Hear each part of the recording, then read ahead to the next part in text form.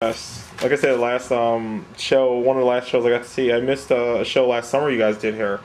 I had to go out of town, but I got the show the summer before, and it was like hands down one of the best shows I've honestly seen with you guys. Awesome. Wow. And that's the one thing I definitely will say with the live shows is that I've now seen you maybe like 4 or 5 times, and every time you go, it's like a different show every time, but it's better every time you go see it. You know, it's definitely different. And Or bring the better tonight. You got it. It's on.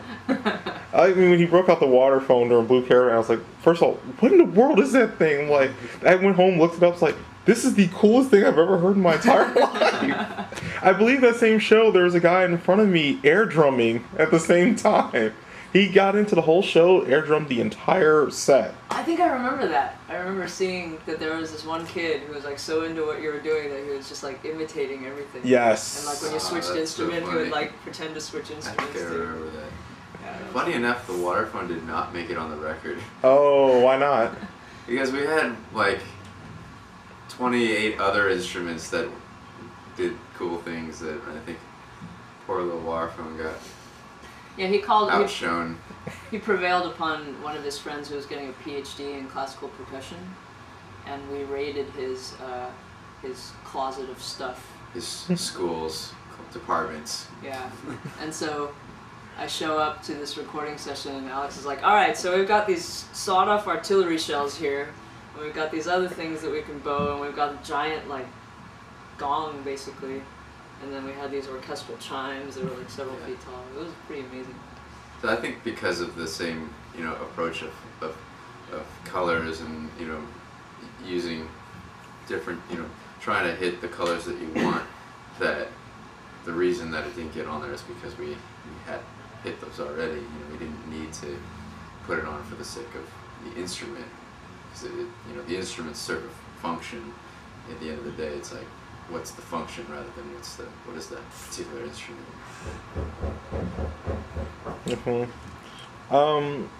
So the album was released in Germany first, which is interesting. Like I said, there were, I know, like I've been checking the message boards, and there have been fans who just couldn't wait the amount of time, and they bought the import of it, which is funny because by the time you get the import, it's already out in the U.S. basically. Right. So is there any particular reason why it came out in Germany first, and how have the reactions been to the new material overseas? Well, the answer to the first question is, it was purely logistics. In making this album, there was a lot of coordinating and, going to a lot of different places. So in short, it ran behind schedule. And so the label in the US said, well, if it's going to run behind schedule, we would rather push the release date. So it was supposed to come out in February, and it came out in April instead. But for whatever reason, Germany and a couple of other European countries said, no, we can keep it where it is. So that was really the only reason why. And then when we went and toured over there in support of the release there, it was pretty amazing.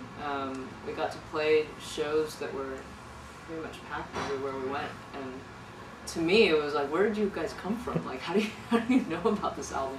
So the label and the promoters there are definitely doing something right. And it's also cool to play for people in countries where music has been such a tradition for so long. Of course, like Europe is really the world where the world of classical music came up, and so I think that there's an understanding of what the arts that the arts are important, and that people want to come and like really pay attention to what you're offering and try to see like what your intention was, like what the lyrics are about, why each instrument is there. There's a kind of listening, the depth of listening that you can really hear, that you can really sense when you're performing. But yet nobody was air drumming. That's kind of. I don't know. There may have been some. They were really into it. I mean, the German audiences were fantastic. Oh, the European audiences were fantastic. And I think that's true what she was saying about that they have a certain base of musical literacy maybe that they're drawing upon when they're listening to stuff, and so it's definitely more critical, more active listening, I find. The other fun thing about being in Europe is that when people talk to you after the show, well, they tend to be fluent in English, which is, kind of humbling because we don't speak German at all. But sometimes the words they use to describe what we're doing is really, like, takes us by surprise, and it's kind of fun. Like, this one guy came up to us in Germany and he said, "Your voice is so erotic."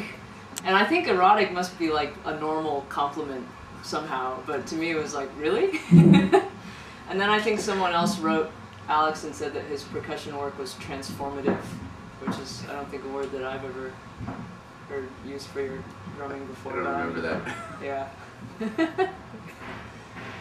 Life-changing. That's how you can describe the new record, or the next record as well, then too. Transformative and erotic. Yes. Yeah. Put a sticker on the record now. With a little star around with it. quotes, erotic. So, you're now on the road for the new record. First thing I've noticed is, unlike in some of the past few shows, you tour with violins and cellos and percussion. I've noticed now it's going to be a trio. Is there any particular reason why a trio, as opposed to the four-piece, or taking the four-piece and adding guitar to it, or? It's a recession. Ward was a cost-effective. On the bargain basement. No, actually, because the album is very much like a mixtape-like, there's a lot of different instrumentation, and so although the violoncello percussion thing was really working well, it didn't really seem like we would be able to do some of the songs live from Inland Territory if we kept it that way. So fortunately, Ward, plays cello, so we can still have kind of the chamber folk sound if we choose. But the addition of electric guitar, and Alex has also changed his kit, his setup a fair bit, so he can make these sort of electronic sort of sounds. And I play keyboard as well as kind of more acoustic piano sounds as well.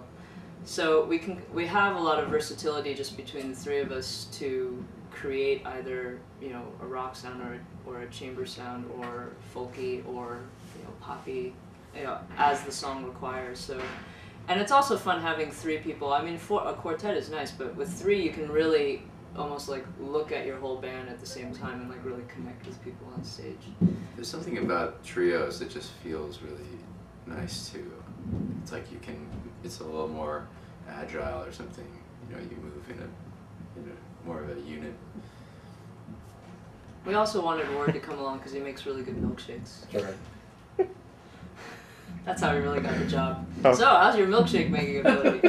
Well, I believe in a real thick milkshake with chocolate syrup and vanilla ice cream. All right, you have the gig.